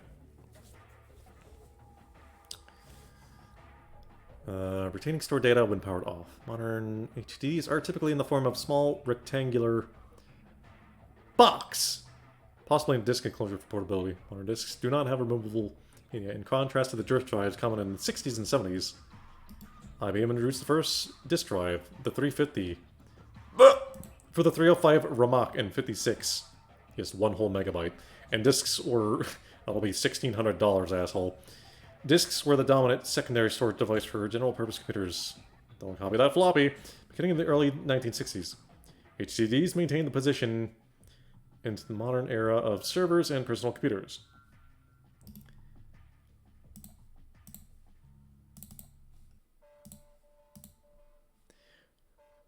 Though personal computing devices and produced in large volume like mobile phones and tablets rely on flash memory storage devices, more than 224 companies have produced hard disk drives historically.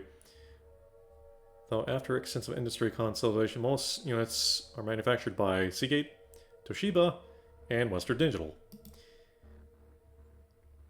HDDs dominate the volume of storage produced exabytes per year for servers. Now production is growing slowly. Sales revenue shipments are declining because SSDs have higher,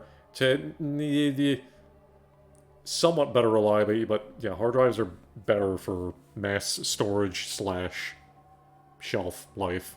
Yes. Than SUS does. And also they're cheaper!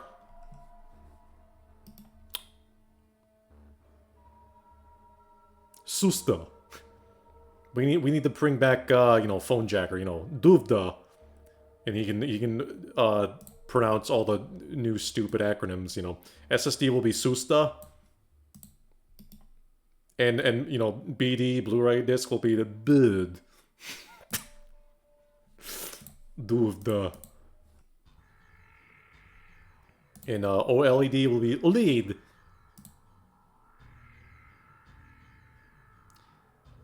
Nandy.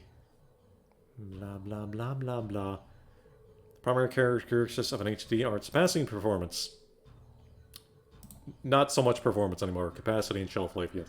Capacity specified in unit prefixes corresponding to powers of 1,000. 1 TB drive has a capacity of 1,000 gigabytes. Yes, yes, yes. Typically, some of HDD's capacity is available to file system, computer operating system. Yep. Possibly inbuilt redundancy for error correction and recovery. Okay, Gargantua. Don't smash my hard drive. Don't smash my balls. There could be confusion regarding storage capacity since capacity are stated in decimal gigabytes. Commonly, 1,024 smaller number. Bits versus bytes. I'm more of a byte guy. The most common form factors. Nuclear mission jam. Modern hard disk drives are 3.5 inch for desktop computer, 2.5 inch for laptops and servers. HDDs are connected to system by standard interface cables such as SATA, USB, SAS, or PATA. Scuzzy.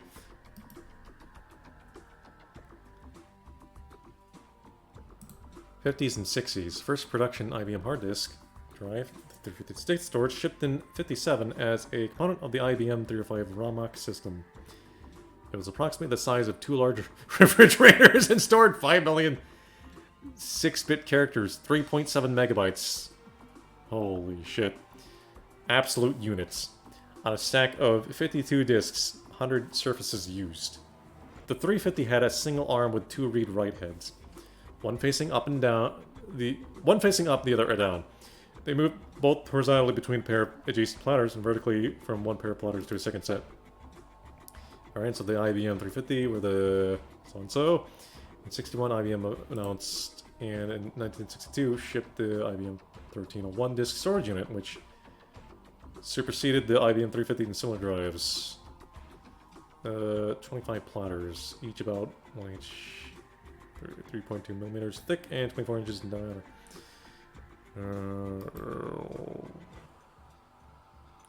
Yes, Unga Bunga. Okay, 1970s.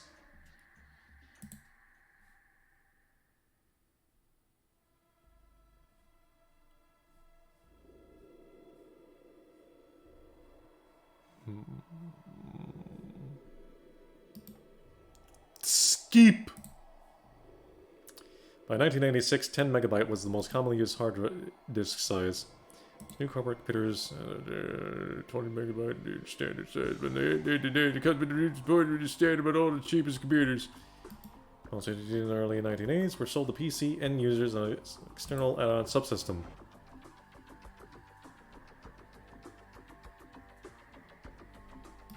The 21st century.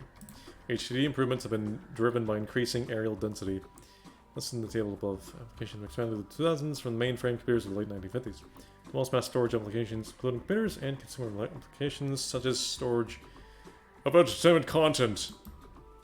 2000s to 2010s, NAND began supplementing HDDs. In 2018, the largest hard drive had a capacity of 15 terabytes, while the largest capacity SSD had a capacity of 100 terabytes. Really now. But that costs tens of thousands of dollars.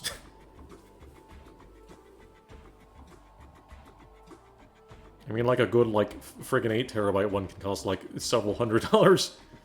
100 terabyte one? No. I don't even want to know how expensive that shit is. 2018, hard disk drives were forecast to reach 100 terabyte capacities around 2025. But as 2019, the expected pace of improvement was pared back to 50 terabytes by 2026. Really now. Conventional hard drives are reaching their limits, you say. Theoretical limits.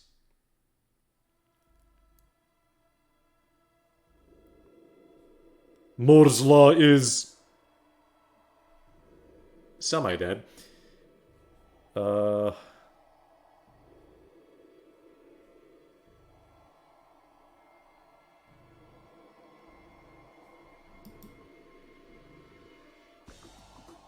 Magnetic recording. Thin film of ferromagnetic material on both sides of a disc. Sequential changes in the direction of the magnetization represent binary data, bits, zeros and ones. Magnetic fluxes. The data is read from the disk by detecting transitions and magnetization. User data is encoded using an encoding scheme, such as run-length limited encoding.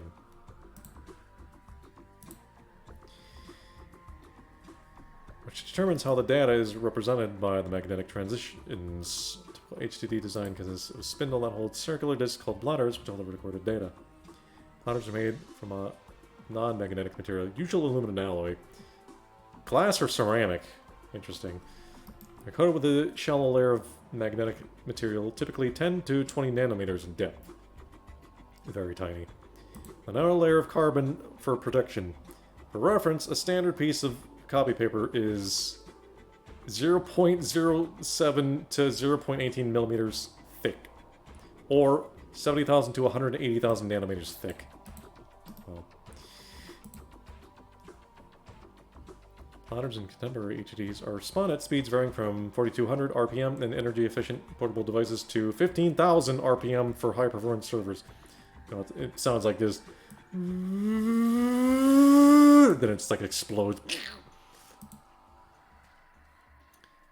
The first HD spun at 1200 RPM, and for many years, 3600 RPM was the norm.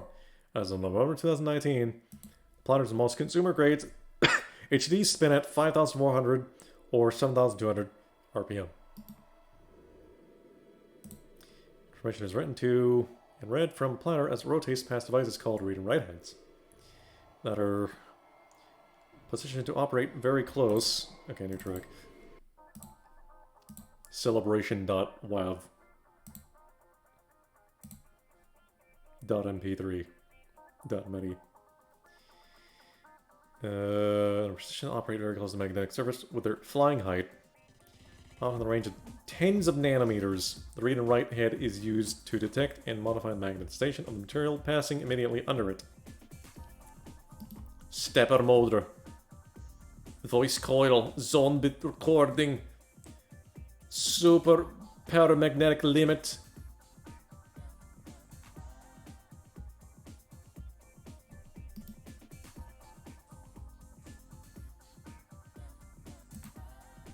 The actuator is a permanent magnet. Neodymium iron boron. Error rates. Development. Must be manufactured in a hyper-sterile environment. Hey boss, what does sterile mean? He says as he smudges his fingerprints onto the open hard disk drive.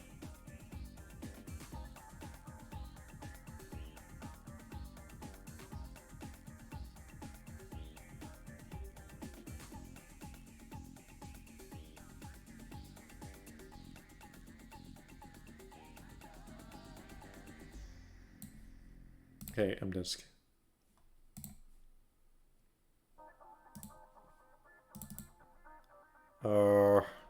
Half-Life 2.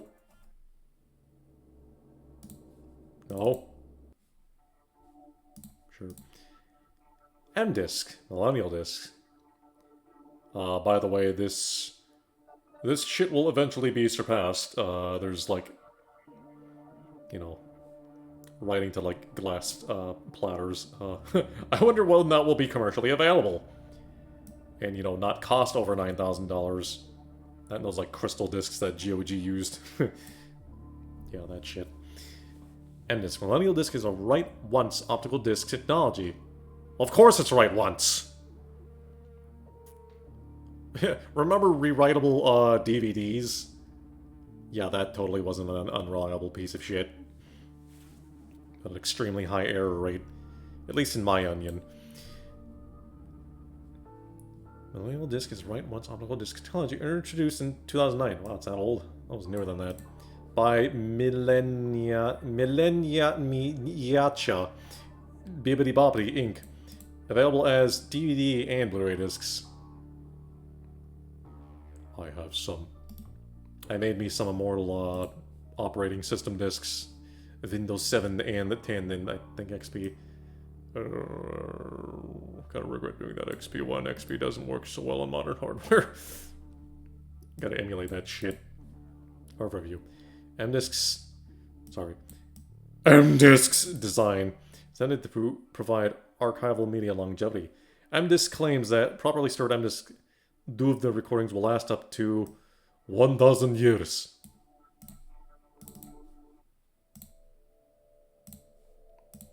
The MDisk DUV looks like a standard disc, except that it's almost transparent, with later DVD and BDR MDisks having standard and inkjet printable later labels.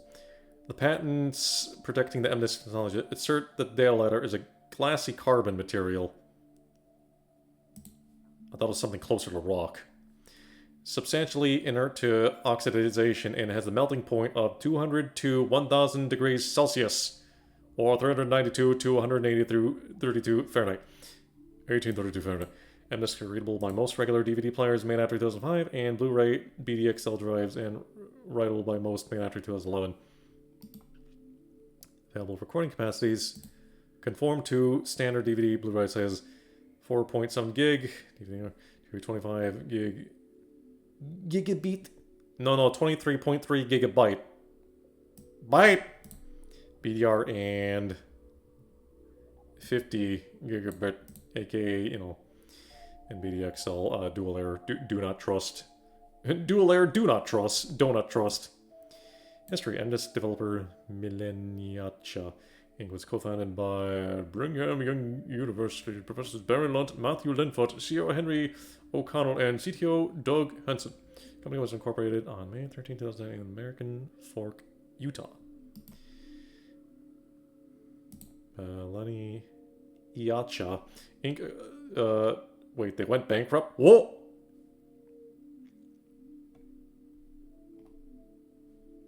Is that why it cost $80 fucking for 15 NBDs? Probably.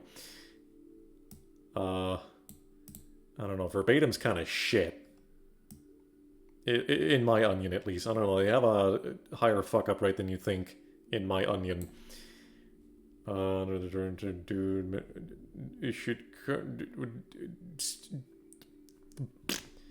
As of 2020, there are only two licensed manufacturers of MDisks. Retech, sold under the Retech and Redata brands, and Verbatim, with co-branded discs marketed as Verbatim. Verbatim, yes, word for word. Fuck up for fuck up.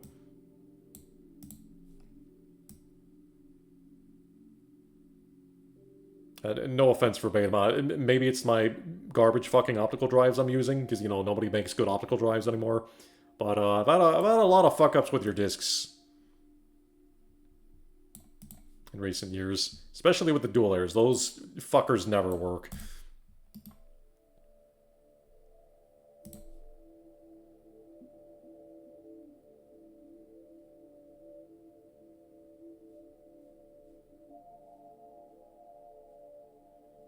So, are the Millenniacha branded MDisks I bought, are they like super rare now?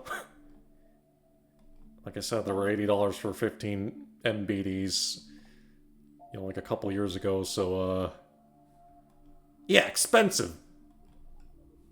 Yeah, hole in my wallet. That's okay, I'll be worth it.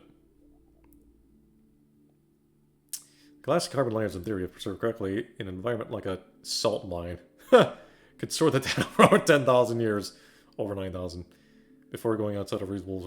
However, the polycarbonate plastics, which are commonly used by almost all heavily 2,000 years before degradation. Verbatim's Japan. Oh, they have a Japanese branch. Yeah, but it's less shit than the American one. Claims that MDisks now use a titanium layer to prevent moisture ingression. Provide environmental sustainability. MDisks sold in Japan are advertised to have a predicted 100 years. Whoa. Downgrade. Oh, 100 years or more based on internal ISO AEs. 16963 testing, while other regional Verbatim websites claim that MDisks have a projected lifespan of several hundred years. IDK, lol. Durability testing. In 2009, yeah, Colonel. Department of Defense. Testing was done by the U.S. Department of Defense. DOD. Not Day of Defeat. Producing the China Lake report. Testing Millenniachas. How do you pronounce their damn name? And Disc with a K this time. DVD to current marking offerings from Delkin Mama. Mitsubishi Taiyo Yuden. And verbatim. Oz Germans! With all brands using organic dyes. Failing to pass a series of accelerating agents. 2010 testing use a high temperature accelerated aging test at 90 degrees Celsius, 194 Fahrenheit, and 85% relative humidity inside at Climates Excal 5423U for 250 to 1,000 hours with a mix of inorganic DVD-R discs from MPO verbatim Excel. Silex and Data Tracer. The summary of the test states that Silex Glass Master Disc was rated for 1,000 plus hours, and transfer 250. An M-Disc under 250. Silex was a custom ordered product that could not be burned in consumer player when they were still purchasable from Silex before their bankruptcy. Is Silex just like another M-Disc? Millenniacha, I mean. So it was not truly in the same category as others. 2016 consumer mall spent. A real-world stress testing on the 25 gigabyte BDR M-Disc alongside TDK standard BDR. Using a copy movie, which demonstrated reliably on M-Disc's molding compared to the standard disc. After 60 days of outdoor direct exposure, the M-Disc played without error, while the TDK disc was physically destroyed. 2022. Yeah, pit dirt on it. Don't do that. The NIST, they slapped dirt against the disc. It still worked. That's what I heard. Don't slap dirt against the disc, though. It's not even remotely funny, but it's kind of funny. In 2022, the NIST Interagency Report NIST IR 8387 lists the M-Disc as an acceptable archival format rated for 100 plus years, citing the aforementioned 2009-2012 tests by the U.S. Department of Defense and French National Laboratory of Metrology. That's the source. Commercial support recording discs are reasonable and conventional DVD and media drives. M-Disc can only be burned by drives with firmware that support the slightly higher power mode that M-Disc requires for boarding its inorganic layers. Slightly higher power mode. You know, that required a even more specialized laser than that. It's just higher power. Is that it? As such, writing speed is typically ×2 speed. M-Disc can be both written and read in most standard Blu-ray drives. Certified. That's 2019.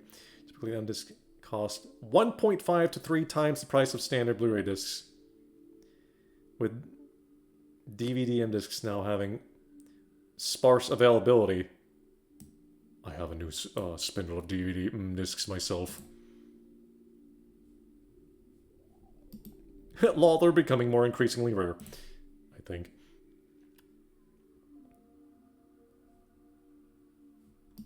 Yeah, Artifact. The first generation of DVD M-Discs, it was difficult to determine which was the writable side of the disc to nearly fully translate it until coloring and little labels. Dumbass. Asus. Yeah, I had... My first BD drive was Asus. That kind of shit itself, just in general, and LG, which is my current one, which also shits itself from time to time. Nobody makes good optical drives anymore. Pioneer probably makes better ones. Buffalo and Hitachi LG produce record M-Disc. While Verbatim and Retech produce M-Disc discs. So yeah, it's probably part of the reason why Millenniacha brand are like stupidly expensive, because they're not in production anymore. Adoption. The regional government of the U.S. state of Utah has used M-Disc since 2011. Some consumers and avid data hoarders, like me, have adopted the format for cold, hard digital data storage. Alternative technologies. Optical. Silex Glass Master Disc. Write once, read almost forever.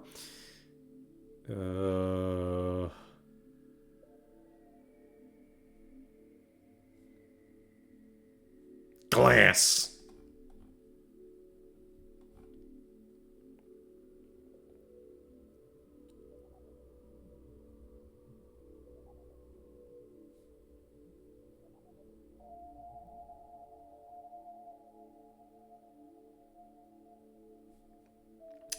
Note, accelerated thermal tests are only representative from a materials science perspective.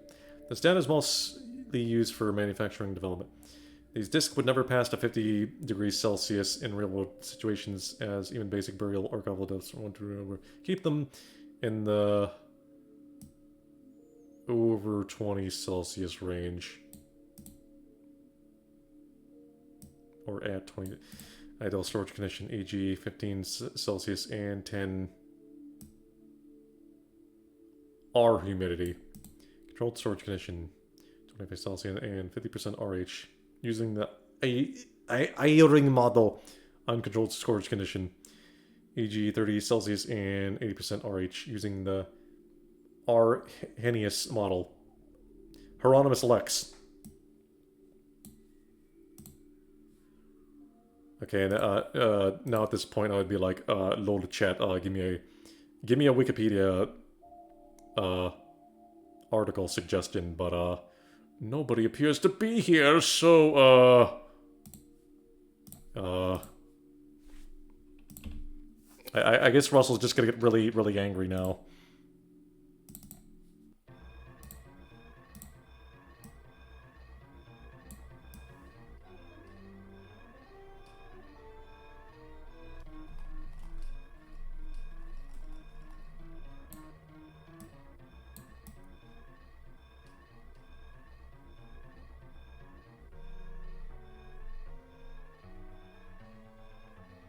Alyx! Alyx! I backed up the entire internet. And by entire internet, I mean mainly just Wikipedia text. Text only. Alyx. Alyx. Alyx,